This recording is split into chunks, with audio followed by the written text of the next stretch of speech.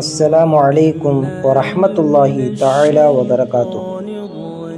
பாசத்துக்குரித்தான இறை நம்பிக்கையாளர்களே, அல்லாஹ்வின் அருளால் சுவனத்தில் நுழைவதற்கு மிக இலகுவான 4 அமல்களில் முதலாவது அமலை பற்றி சென்ற பதிவிலே நாம் பார்த்தோம். அந்த 4 அமல்களில் இரண்டாவது அமல் அல்லாஹ்விடத்திலே சுவனத்தை கேட்பது. அனஸ் ரலியல்லாஹு தஆலா அன்ஹு அன்னன் நபிய ஸல்லல்லாஹு அலைஹி வஸல்லம் கால். அனஸ் ரலியல்லாஹு தஆலா அன்ஹு அவர்கள் அறிவிக்கிறார்கள், ஸல்லல்லாஹு அலைஹி வஸல்லம் அவர்கள் கூறினார்கள், மன் ஸஅலல்லாஹல் ஜன்னத ஸலாஸ மர்ராத்தின் காலத்தில் ஜன்னா.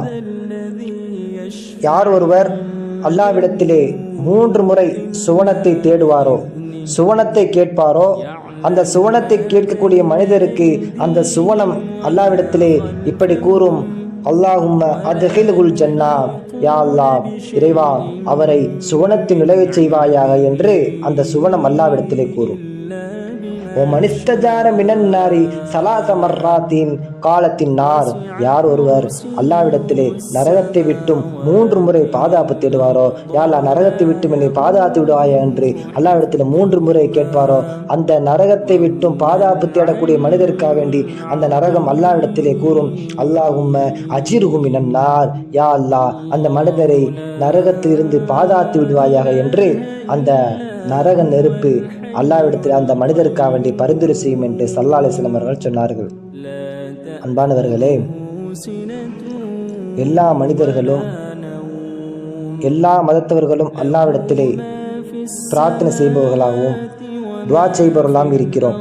அந்த துவாவில் ஒவ்வொரு விதமான ஆசைகள், எண்ணங்கள், நம்முடைய தேவைகள், நம்முடைய கவலைகள் எல்லாவற்றையுமே அல்லாஹ்விடத்தை நாம் சொல்லி மன்றாடி அல்லாஹ்விடத்தை கேட்கின்றோம். நாம் கேட்கக்கூடிய ஆசைகளும் அந்த எண்ணங்களும் எப்படி இருக்கிறது என்று சொன்னால், உதாரணமாக ஒரு நோயாளி உடல் ஆரோக்கியத்திற்காக வேண்டி கேட்கிறான். ஏழை பணக்காரனாக செல்ல செழிப்போடு வாழ வேண்டும் என்றும், ஒரு செல்வந்தன் ஒரு பணக்காரன் இன்னும் அதிகமான செல்வத்துடன் நல்ல ஒரு பதவியிலே நாம் இருக்க வேண்டும் என்றும், ஒரு சிறு குழந்தை வாலிபனாக ஆக வேண்டும், வாலிபன் நல்ல நிலைமைக்கு நல்ல மரியாதையான வாழ்க்கையை வாழ வேண்டும் என்று இப்படியான ஆசைகளையும் இப்படியான எண்ணங்களை வைத்து அல்லாஹ்விடத்தை நாம் பிரார்த்தனை செய்வதாக இருக்கின்றோம். நாம் செய்யக்கூடிய பிரார்த்தனை, நாம் செய்யக்கூடிய ஆசைகளும் எண்ணங்களும் முழுக்க முழுக்க பயன் தரக்கூடியதாக, அது நன்மை பயக்கக்கூடிய விஷயமாக இருக்க வேண்டும். அப்படி இருக்கின்ற பொழுது 2 விதமான கூலிகள் நமக்கு கிடைக்கிறது. ஒன்று, நாம் ஆசைப்பட்டதற்கு உண்டான கூலி எழுதப்படுகிறது. நாம் எதை நோக்கி எதை அல்லாஹ்விடத்தில் ஆசையாக கேட்கின்றோமோ அதுவும் நம்மளுக்கு நிறைவேற்றப்படுகிறது. ஸல்லல்லாஹு அலைஹி வஸல்லம் அவர்கள் சொன்னார்கள், இதா தமன்னா அஹதுக்கும் ஃபல்யன்துர் மா யதமன்னா. உங்களில் ஒருவர் ஆசைப்பட்டால், உங்களில் ஒருவர் ஏதாவது ஒரு விஷயத்தை ஆசைப்பட்டால் அவர் எதை ஆசைப்படுகிறார் என்பதை சிந்தனை செய்து கொள்ளட்டும். ஃபஇன்னஹு லா யத்ரி மா யுக்தபு லஹு மின் உம்னியதி. ஏனென்றால் அவரின் ஆசைக்கும் கூலி எழுதப்படும் என்று ஸல்லல்லாஹு அலைஹி வஸல்லம் அவர்கள் சொன்னார்கள். நம்முடைய ஆசை முழுக்க முழுக்க பயனுள்ளதாக, நன்மை தரக்கூடியதாக இருந்துச்சு என்று சொன்னால் நிச்சயமாக அதை நிறைவேற்றப்பட்டு அதற்குண்டான நன்மையும் எழுதப்படும். ஸல்லல்லாஹு அலைஹி வஸல்லம் அவர்கள் சொன்னார்கள், இதா தமன்னா அஹதுக்கும் ஃபல்யஸ்தக்ஸிர் ஃபஇன்னமா யஸ்அலு ரப்பஹு. உங்களில் ஒவ்வொருவரும் ஆசைப்படுங்கள், அதிகமாக ஆசைப்படுங்கள், அதிகமாக ஆசைப்படுங்கள். ஏனென்றால் நாம் ஆசைப்படுவது என்பது நாம் கேட்கக்கூடியது மனிதரிடத்தில் அல்ல, நம்மை படைத்த ரப்பிடத்தில் தான் நாம் கேட்கப் போகின்றோம். அதனால் உங்களுடைய ஆசைகளை அதிகப்படுத்திக் கொள்ளுங்கள் என்று ஸல்லல்லாஹு அலைஹி வஸல்லம் அவர்கள் சொன்னார்கள். அந்த ஆசை பயனுள்ளதாகவும் மறுமையின் நோக்கி இருக்க வேண்டும். அந்த ஆசை நன்மை தரக்கூடிய விஷயமா இருக்க வேண்டும். ஸல்லல்லாஹு அலைஹி வஸல்லம் அவர்கள் எப்படி ஆசைப்பட்டார் என்று தெரியுமா?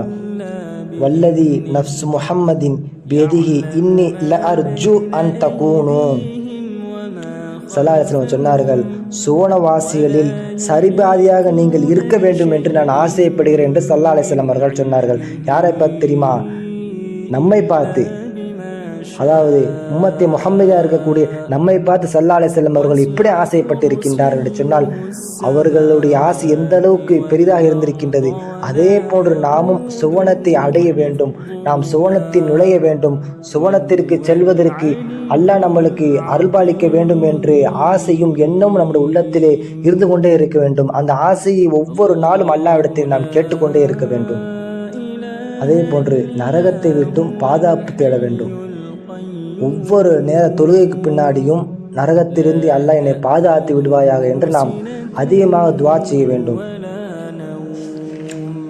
முஸ்லிம் பின் அல் ஹாரிஸ் ரலியல்லாஹு தஆலா அன்ஹு அவர் அறிவிக்கிறார்கள், ஸல்லல்லாஹு அலைஹி வஸல்லம் அவர்கள் கூறியதாக, நீர் மஹரிப் தொழுகை முடிந்த பிறகு அல்லாஹும்ம அஜிர்னி மினன்னார் என்று 7 முறை கூறுவீராக. யா அல்லாஹ், நரகத்தை விட்டும் என்னை பாதுகாத்து விடுவாய் என்று 7 தடவை மஹரிப் தொழுகைக்கு பிறகு நீ கூறிவிட்டால் அந்த துவாவின் மூலமாக உமக்கு அபயமும் விடுதலை அளிக்கப்படும் என்று ஸல்லல்லாஹு அலைஹி வஸல்லம் அவர்கள் கூறினார்கள். அதே போன்று சுபூ தொழுகைக்கு பிறகும் இதே இந்த துவாவை 7 முறை ஓதினால் உமக்கு அந்த நரகத்தை விட்டும் பாதுகாப்பு அளிக்கப்படும் என்று ஸல்லல்லாஹு அலைஹி வஸல்லம் அவர்கள் கூறினார்கள். அன்பானவர்களே, நாம் அதிகமாக அல்லாஹ்விடத்திலே நரகத்திலிருந்து பாதுகாப்பு பெற்று நாம் சுவனத்தை அடைய வேண்டும் என்று அல்லாஹ்விடத்திலே அதிகமாக துஆ செய்ய வேண்டும். அதிகம் சுவனத்திற்காக வேண்டி அல்லாஹ்விடத்தில் நாம் பிரார்த்தனை செய்து நரகத்திலிருந்து பாதுகாப்பு பெற்று நல்ல அமல்களை செய்து அல்லாஹ்வினுடைய திருப்பொருத்தத்தை பெறுவதற்கு வல்ல ரஹ்மான் அருள்பாலிப்பானாக. வாஹிர் தஅவானா அல்ஹம்துலில்லாஹி ரப்பில் ஆலமீன். அஸ்ஸலாமு அலைக்கும் வரஹ்மத்துல்லாஹி.